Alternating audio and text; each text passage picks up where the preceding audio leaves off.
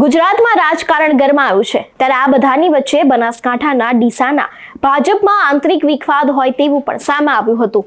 એકબીજા ઉપર આક્ષેપો લગાવવામાં આવ્યા હતા, પરંતુ આ બધાની વચ્ચે ડીસાના પાલિકા પ્રમુખે રાજીનામું આપી તો દીધું છે, પરંતુ શું તેમને કોઈના કહેવાથી રાજીનામું આપ્યું છે કે પછી પોતાના મરજીથી રાજીનામું આપ્યું છે? આ રાજીનામાથી કેમ રાજકીય હડકંપ પણ સર્જાયો છે તે દરેક વાત કરીશું આ વિડીયોમાં। નમસ્કાર, હું હંસિની અને તમે જોઈ રહ્યા છો નિર્ભય ન્યૂઝ।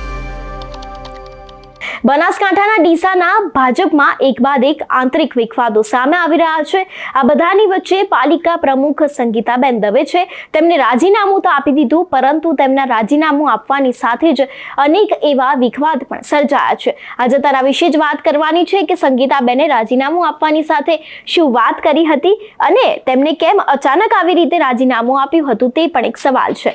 જોકે ડીસાના પાલિકા પ્રમુખ સંગીતા દવેએ પાલિકા પ્રમુખ સહિત સભ્ય પદેથી પણ રાજીનામું આપી દીધું છે અને જિલ્લા કલેક્ટર કચેરી ખાતે પહોંચી પ્રમુખ તેમજ સભ્ય પદેથી તેમને રાજીનામું છે તે આપી દીધું છે। બ્રહ્મ સમાજના આગેવાનોની ઉપસ્થિતિમાં રાજીનામું આપવામાં આવ્યું છે। તેની સાથે જ ડીસા પાલિકા વોર્ડ નંબર 3ના સભ્ય પદેથી સંગીતા દવેએ રાજીનામું આપતા રાજકીય હડકંપ સર્જાયો હોય તેવી પણ પરિસ્થિતિ દેખાઈ હતી।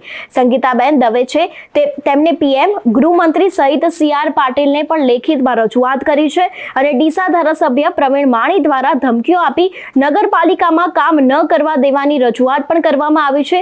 ત્યારે હવે આ બધાની વચ્ચે રાજીનામું આપનાર સંગીતાબેન દવે શું કહી રહ્યા છે તે પણ સાંભળીએ, તેની સાથે જ તેમને કયા મોટા ખુલાસા કર્યા છે તે પણ સાંભળીએ। રાજીનામું આપવું આજે મારું રાજીનામું મારા સમાજના આગેવાનો સાથે રાખીને ડીસાના નગરપાલિકાના પ્રમુખ તરીકેનું અને વોર્ડ નંબર 3નો ડીસાના વોર્ડ નંબર 3 સદસ્ય તરીકેનું પણ હું આજે રાજીનામું કયા કારણસર રાજીનામું આપ્યું?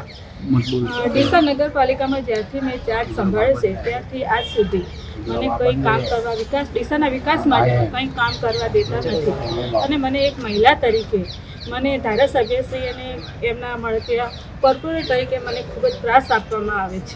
કેવા પ્રકારનો ત્રાસ? કોણ કામ કરવા દેતું નથી ને કયા પ્રકારનો ત્રાસ અપાય છે?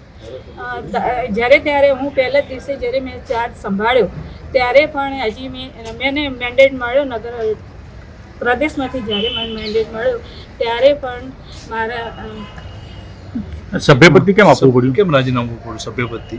સભ્યપદ એટલે આજે મેં રાજીનામું નગરપાલિકાના પ્રમુખ તરીકે અને સભ્યપદનું પણ આપ્યું છે અને સભ્યપદનું પણ હવે હું ડીસા નગરપાલિકા અમુક સભ્યો અને ધારાસભ્ય મને ખૂબ ત્રાસ આપ્યો તો હવે મારે સભ્યપદનું પણ રહેવું નથી। કયા પ્રકારનો ત્રાસ આપ્યો? એમનો ત્રાસ ખૂબ જ માનસિક, એમના જે કામો હતા ખોટા કામો મારા પાસે કરાવ્યા હતા, એમના અંગત કામો મારા પાસે કરાવ્યા હતા। હું એ કામો કરવા માગતી નથી અને મેં ચોખ્ખી ના પાડી કે હું ખોટા કામો કરીશ નહીં। એ મને ખૂબ એ પ્રમાણે મને દબાણ આપતા હતા અને ત્રાસ આપતા હતા। કયા કામો કરવાની વાત કરતા હતા? એમના અંગત કામો હતા। ટીપી વાળો શું વિવાદ હતો? હા, એ એમના જે અંગત કામો હતા એ જ પ્રશ્ન છે, એના લઈને મને ખૂબ દબાણ આપતું હતું। ટીપી વાળો વિવાદ હતો? હા, એમને ટીપીનો એ બધો અને અમુક આપણા સદસ્ય છે એમના ખૂબ દબાણો છે। આપણા શાસક પક્ષના નેતા હોય, આપણા ઉપપ્રમુખ, એમના બધા જે દબાણો કરીને બેઠા છે એ દબાણો હું ના એમના તોડાવું અને ખોટું કામ મારા પાસે કરવા માંગતા હતા, હું નથી કરતી, એટલા માટે એમને મને ખૂબ જ ત્રાસ આપ્યો। આ દબાણો બાબતે આપણે કોઈ નોટિસો આપી છે? હા, નોટિસો નગરપાલિકામાંથી આપેલી છે। આપણે ભ્રષ્ટાચાર કર્યો છે એવા પણ આક્ષેપ ગઈકાલે લાગ્યા હતા, શું કહીશું? હા, પણ એ મને સાબિત એક તો કરીને બતાવે મેં ભ્રષ્ટાચાર કર્યો।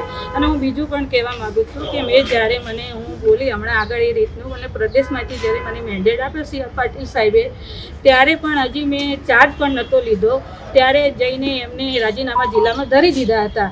ત્યારે મેં કયું કામ લીધું, કયો ભ્રષ્ટાચાર કર્યો, દુઃખ સાથે જવાબ જોઈએ છે। દુઃખ સાથે રાજીનામું આપ્યું છે? ના, દુઃખ સાથે નહીં, મેં સચ્ચાઈ રાજીનામું આપ્યું છે। દુઃખ લાગી રહ્યું છે આપ કહી રહ્યા છો જે રીતે વાત? દુઃખ નથી લાગી દીધું, દુઃખ કશું મને નથી લાગી રહ્યું। મેં સચ્ચાઈ રાજીનામું આજે આપ્યું છે અને મારે ફરીથી પણ એને ધારાસભ્યને એના ઉપર મારે આરોપ જ છે કે એમને મને ખૂબ જ માનસિક ત્રાસ આપ્યો છે। કોઈ રજૂઆત કરશો પક્ષમાં ધારાસભ્ય વિરુદ્ધ? ધારાસભ્ય હા, હું કરીશ ને। કયા હું પ્રકારની? ઉપર સુધી પક્ષમાં રજૂઆત કરી કે એમને જે મને કામો માટે અને જે દબામણો કરે છે એમને હું રજૂઆતો કરીશ। અને આજે મારે વોર્ડ નંબર 3ના મારા બધા જે આગેવાનો છે, ભાઈઓ બહેનો છે, એમનો હું આજે ખૂબ ખૂબ આભાર માનું છું અને મને નગરપાલિકાના સદસ્ય જેમને પણ મને આજ સુધી સાથ સહકાર આપ્યો છે અપક્ષના, એમને મારી સાથે રહે છે એમનો પણ હું ખૂબ ખૂબ આભાર માનું છું। અને ભારતીય જનતા પાર્ટીનો જેમને મને મેન્ડેટ આપ્યો અને મને પ્રમુખ પદ આપ્યું એમનો પણ હું ખૂબ ખૂબ આભાર માનું છું અને હજી હું પણ કાર્યકર્તા તરીકે હું ભારતીય જનતા પાર્ટીમાં કામ કરીશ અને હું કરતી રહીશ. એટલે પ્રાથમિક સદસ્યથી રાજીનામું નથી આપતા ભાજપમાં? ના, હું ભાજપના કાર્યકર્તા તરીકે રાજીનામું નથી આપતી અને હું C.R. પાટીલ સાહેબનું ગુજરાત અધ્યક્ષ C.R. પાટીલ સાહેબનો પણ આજના તબક્કે ખૂબ ખૂબ આભાર માનું છું અને ધારાસભ્ય આપણા ડીસાના પૂર્વ ધારાસભ્ય શશિકાંત પંડ્યાનો ખૂબ ખૂબ આભાર માનું છું કે જેમને પણ મને પ્રમુખ પદ માટે ખૂબ ખૂબ મહેનત કરી. આપણે રાજીનામું આપ્યું, ડીસાનો વિકાસ હવે રૂંધાશે કે હા, વધશે? અને ડીસાના વિકાસની વાત કરું તો ડીસાના વિકાસનું હું જ્યારે મેં બોર્ડ બોલાવ્યું હતું ત્યારે મને કોઈ બોર્ડ લેવા દીધું નથી અને મને ડીસાના વિકાસનું કંઈ પણ કામ એમને કરવા દીધું નથી. જ્યારે હું ડીસાના વિકાસનું કામ કરતી તો તેમને ખોટી રજૂઆતો કરીને વિકાસનું કામ અટકાવી દીધું હતું અને હું ડીસાની જનતાનો આભાર માનું છું અને એમને કહેવા માંગુ છું કે મારા લીધે ડીસાનો વિકાસ રૂંધાતો હતો અને ડીસાનું કોઈ કામ થતું નહોતું એટલે હું આજે રાજીનામું પ્રમુખ પરથી આપું છું. બનાસકાંઠા એ કોંગ્રેસનો ગઢ ગણાય છે. જોકે વાવમાં તો ભાજપે બાજી મારી લીધી, પરંતુ હવે બનાસકાંઠાના જિલ્લા પંચાયતની ચૂંટણી આવે છે ત્યારે અચાનક આવું રાજીનામું, તેની સાથે જ રાજકારણ ગરમાવું કદાચ ભાજપ ઉપર પણ ભારે પડી શકે છે, કારણ કે એક બાદ એક ભાજપમાં આંતરિક વિખવાદ સામે આવી રહ્યા છે અને તે બધાની વચ્ચે બનાસકાંઠામાં જિલ્લા પંચાયતની ચૂંટણી આવી રહી છે. જોકે હવે આની અસર ચૂંટણી ઉપર પણ થઈ શકે છે, તેની સાથે જ સ્થાનિક સ્વરાજ્યની પણ ચૂંટણી આવી રહી છે. હવે આ ચૂંટણીમાં કોણ બાજી મારે છે તે પણ જોવાનું રહેશે. જોકે ભાજપને એક હાથે વાવમાં તો જીત મળી જ ગઈ હતી, પરંતુ તેમાં પણ રસાકસી સર્જાઈ હતી અને તેમાં પણ ગુલાબસિંહ રાજપૂત અમુક અંશે આગળ તો આવ્યા જ હતા. એટલે હવે અચાનક સંગીતાબેન દવેનું આવી રીતે રાજીનામું આપવું, તેની સાથે જ અનેક ભાજપ ઉપર પ્રહાર કરવા, તે હવે કેટલું યોગ્ય ગણાય છે તેમની આગામી ચૂંટણી માટે તે પણ જોવાનું રહેશે.